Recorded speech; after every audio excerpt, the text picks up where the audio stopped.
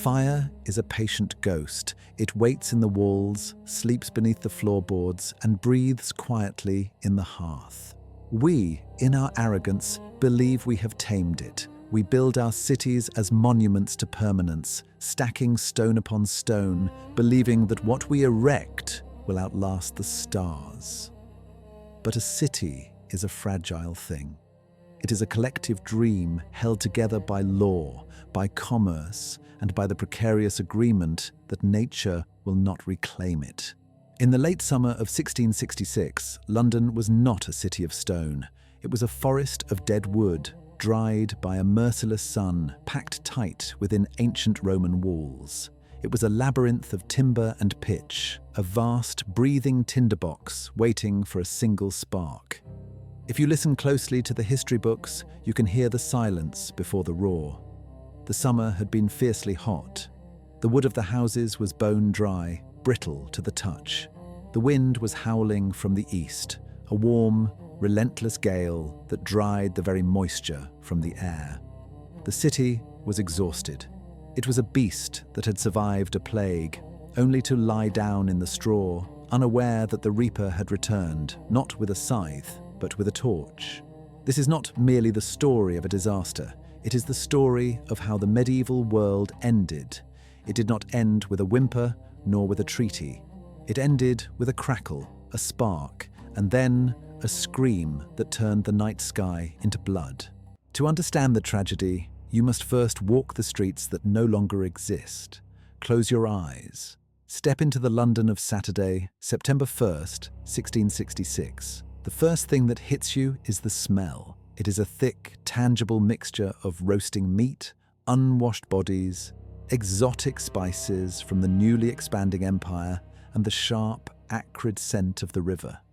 But above all, there is the smell of dryness. Dust coats your tongue. The timber frames of the houses sweat pitch and tar in the heat. Look up. You cannot see the sky. The streets are claustrophobic canyons.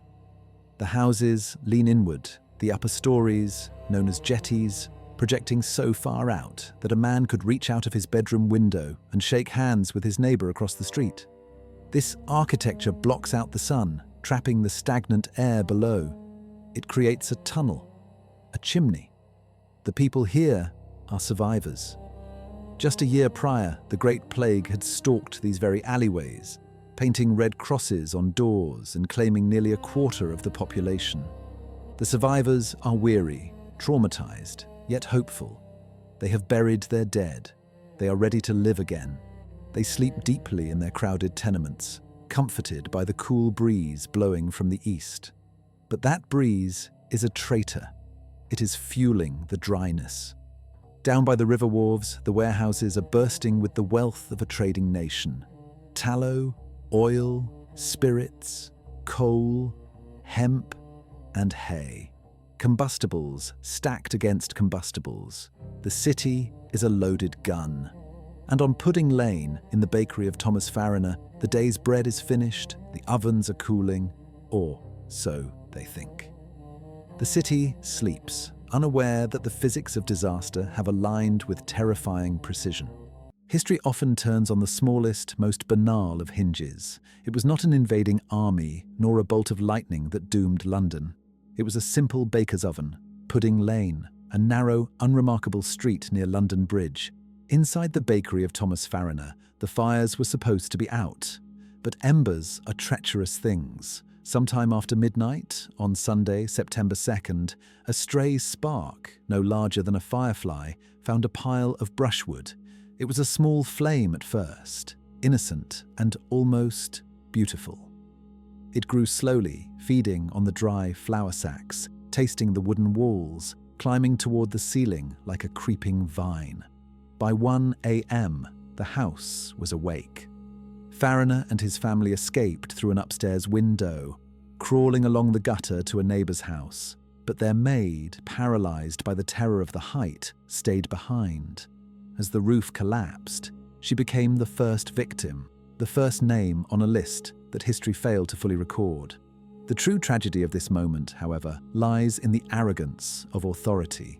The Lord Mayor of London, Sir Thomas Bloodworth, was roused from his sleep and brought to the scene. He looked at the burning house, at the sparks beginning to dance on the neighbour's thatch. He was unimpressed. With a scoff that would echo through the centuries as the epitome of folly, he declared, "A woman might piss it out," and returned to his bed. He refused to order the demolition of houses to create a firebreak, worried about the cost of reimbursing the landlords. In that singular hour of hesitation, the fire ceased to be a domestic accident. The wind caught it. The beast broke its chain. The window for salvation slammed shut, and the fire began to inhale the city. As Sunday dawned, the sun did not rise. It was choked out by a pall of black smoke that turned the day into a bruised twilight purple. The fire was no longer walking, it was running. The gale-force wind from the east drove the flames with terrifying speed, pushing them deeper into the city, away from the river, into the dense heart of commerce. Panic is a contagion faster than flame. The streets became clogged, not with firefighters, but with refugees. Imagine the chaos, the rattle of iron-rimmed wheels on cobblestones, the screams of horses, the desperate pleas of the displaced. The poor carried their lives on their backs, bedding, pots, children. The rich, in a surreal display of desperation, buried their gold in their gardens or threw wheels of expensive Parmesan cheese into holes, hoping the earth would protect what the fire would not. The River Thames became a highway of misery, choked with boats, barges, and desperate swimmers. But the fire was relentless. Witnesses described a horrid, malicious, bloody flame that did not just burn, but roared like 1,000 iron chariots crashing over the stones. The heat was so intense that it created its own weather system. Pigeons, unwilling to leave their nests in the eaves, fell from the sky with their wings singed off.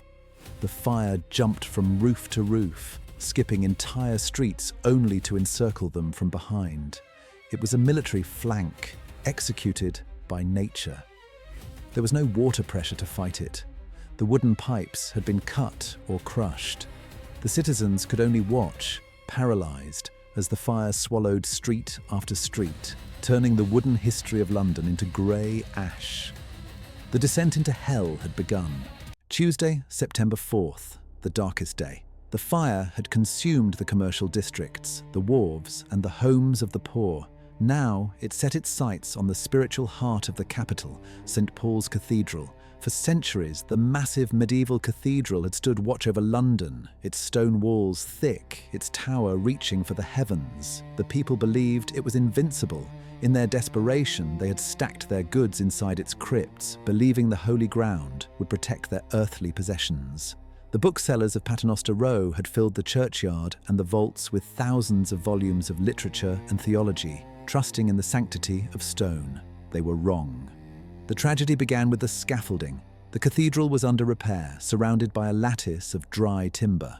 When the sparks found it, the wood did not just burn, it acted as a fuse. The flames climbed the walls, encircling the house of God in a ring of fire.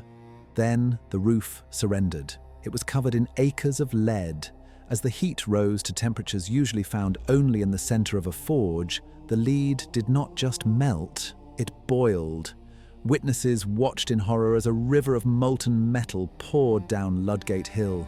It flowed like silver lava, glowing white-hot, swallowing the cobblestones and blocking the escape routes.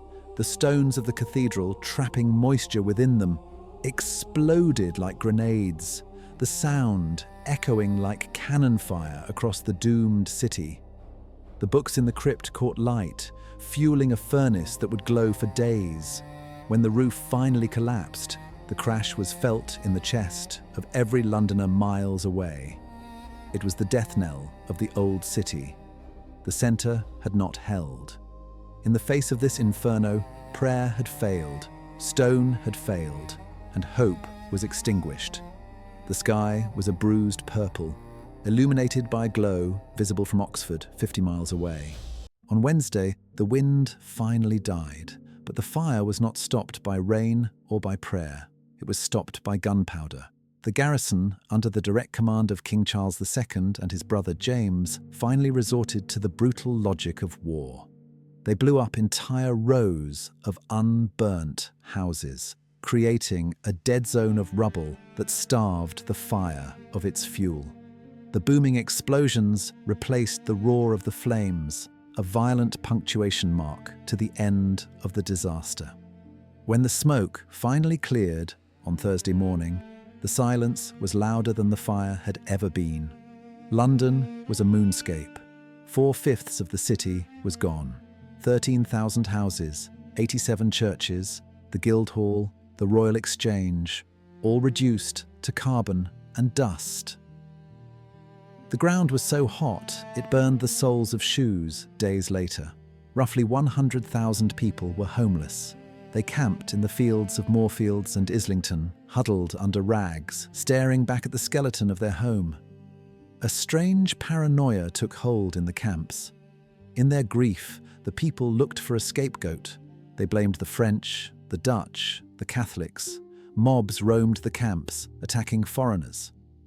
A mentally unstable French watchmaker named Robert Hubert falsely confessed to starting the fire and was hanged, a victim of a city's collective grief looking for a target. But the reality was colder and harder to accept. It was simply physics, negligence, and wind. The cost was incalculable. The medieval city, with its dark corners, its wooden heart, and its ancient secrets, had been sterilized by fire. The slate was wiped clean, but the price of the eraser was the soul of a city. Yet, from the ashes, the modern world began to conspire to rise. The Great Fire was a tragedy, yes, but for men like Sir Christopher Wren, it was a terrifying opportunity. He looked at the smoking ruin and saw a blank canvas. Within days, he presented a plan to the king. A new London of wide, geometric boulevards, radiating outward like the spokes of a wheel. A city of reason and light to replace the city of darkness and squalor. That perfect city was never built. The stubbornness of the citizens, desperate to rebuild exactly where their fathers had lived, defeated the geometry of the architects. But a new city did rise. It was a city of brick and stone, mandated by law. It was a city of insurance, born from the fear of loss. It was a city that looked to the sky with a new confidence. At its heart rose the new St. Paul's Cathedral, a masterpiece of white stone and mathematics, topped by a dome that would watch over London for centuries, surviving even the blitz of the next Great War. Walk through London today, find the monument, a Doric column standing near Pudding Lane. If you were to lay it on its side, it would reach the exact spot where Thomas Farriner's ovens sparked the end of an era. We stand on the ashes of what was lost, but we live in the house that fire built. The Great Fire took the medieval world, but in exchange, it gave us the blueprint for the modern city. And in the quiet of the night, if you listen closely to the wind whistling through the stone canyons, you can still hear the warning. Nothing lasts forever, except the will to rebuild.